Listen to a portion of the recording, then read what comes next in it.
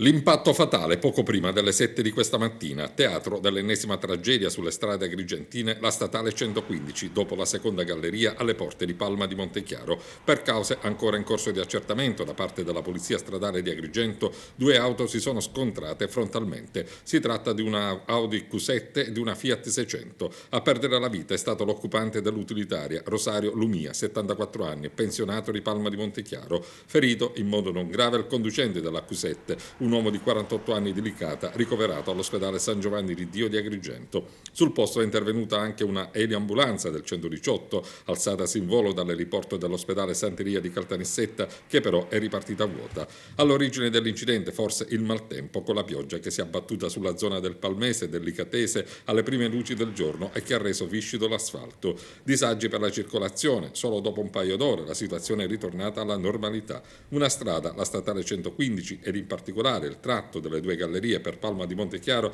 già teatro in passato di altri incidenti mortali. Rosario Lumia è l'ultima vittima di un lungo elenco di morti sulle strade agrigentine in questo primo scorcio di 2013. Appena una settimana fa la morte del giovane di Raffadali, Antonino Tuttolomondo, deceduto dopo 9 giorni di coma a seguito di un incidente col suo quad. E pochi giorni prima la morte di un altro giovane, Pasquale Di Spinzeri, 27 anni di Favara, a causa di un incidente autonomo con la sua auto avvenuto il 25 aprile a San Leone.